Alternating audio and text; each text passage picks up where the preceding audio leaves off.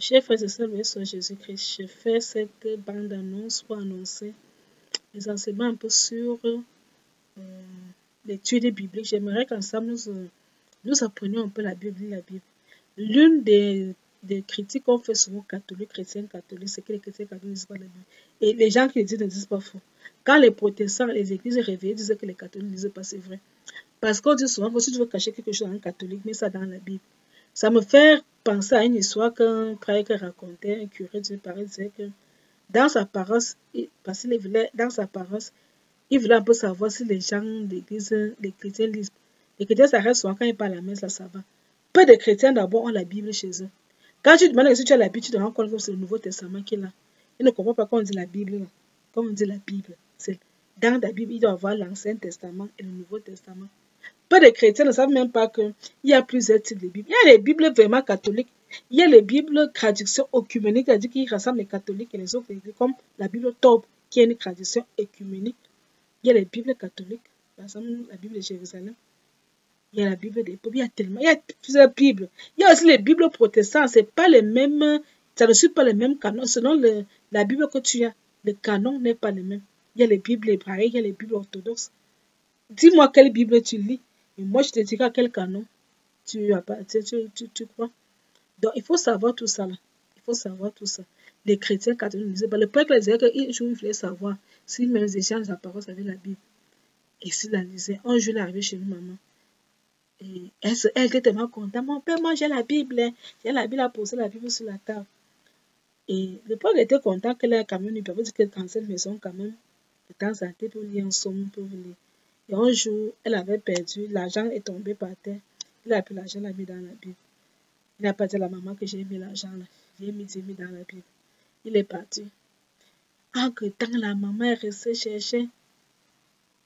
Une semaine après, la maman revient encore voir le prêtre. Le prêtre lui demandait que tu as même vu les 10 000 que j'ai insérés que j'avais laissé chez toi. Oui, quand j'étais chez toi, j'ai laissé là. L'argent, tu n'as pas vu ça. Attends encore. J'ai l'argent. Non, je n'ai pas vu. Attends, tu n'as pas vu l'argent que j'ai laissé dans la Bible? Ah non, mon père. Donc, depuis tu ne lis, tu n'as pas ouvert. Non, c'est que vraiment le temps, tu sais que quand je rentre là, le travail, le père a compris que c'était seulement comme une décoration. Parce que ça a fait. C'était même plus d'une semaine, ça avait fait 2 ou 3 semaines. Les catholiques ne lisent pas la Bible. Nous voulons connaître Dieu, mais comment tu vas connaître Dieu si tu ne lis pas la Bible? Il faut apprendre le goût. Dans la Bible, c'est le plus beau roman. La Bible est le plus beau roman. Dans la Bible, tu peux découvrir des histoires merveilleuses, des histoires très beaux, comme l'histoire de Joseph, l'histoire d'Abraham. Tu entends des histoires un peu. L'histoire du prophète Élie avec sa truc avec Jézabel, c'est très beau. Le prophète Daniel avec ses histoires de Nabucodonosor et tout ça, vraiment. Le peuple d'Israël qui est au désert.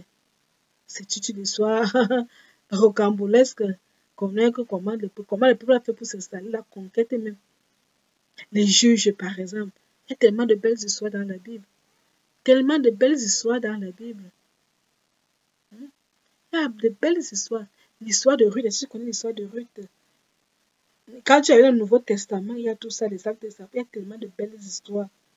Des belles histoires. Et puis tu sais, comme il est dit là que toute Bible, les Bibles ne sont pas composées de la même manière. Donc, il faut connaître la Bible. C'est pour inviter les gens à lire la Bible. Chacun de nous nous soyons plus gens les catholiques qui n'aiment pas lire la Bible. J'ai envie de vous donner le goût d'aimer lire. Même si tu lis un passage, tu dis que je vais lire. Les psaumes, par exemple, comment on prie avec les psaumes, c'est très important. Moi, j'ai prié avec les psaumes. Donc, c'est important aussi de savoir prier avec les psaumes. Donc, c'est important de connaître les petits églises. Parce qu'en dehors de la catéchèse qu'on a fait, quand on peut parler des sacrements, même l'histoire de Joseph, on ne connaît même plus l'histoire de Joseph. Donc, on va savoir pas des séquences comme ça pour apprendre une histoire. Comme un petit résumé, une histoire de la Bible. Et puis, chacun pourra lire la Bible chez lui. On prend juste une histoire extraite de la Bible. Et on raconte, et comme ça qu'on apprendra. Pour qu'on ne soit plus les catholiques, là, parce que ça nous fait mal. Et quand tu arrives quelque part, on dit que vous ne lisez pas la Bible, vous les catholiques, là. On critique l'église, tu dis que ouais, c'est vrai. Nous, les catholiques, là, nous, on n'aime pas lire la Bible, c'est vrai. On n'aime pas. La Bible, c'est comme une décoration, c'est pas bon. Il faut que ça change. Donc, apprenons à lire. Même si c'est un verset, un chapitre, tu lis par jour, c'est bon. Donc, ensemble, essayons un peu d'étudier la Bible, de la lire progressivement et de découvrir les merveilleuses histoires qu'il y a dans la Bible. Comment est structurée la Bible, comment ces histoires sont merveilleuses. Donc, c'est ça, ce sera ensemble, donc nous allons donc découvrir la Bible ensemble. Et si vous avez donc un livre Bible, que chacun achète sa Bible maintenant et ensemble, on se lance dans la découverte de la Bible, des belles métiers histoires de la Bible, des prophètes. À très bientôt pour en découvrir les premiers prophètes. Quelle est sa vie? Qu'est-ce qu'il a fait? C'était qui? Et qu'est-ce que le Seigneur lui a demandé d'annoncer?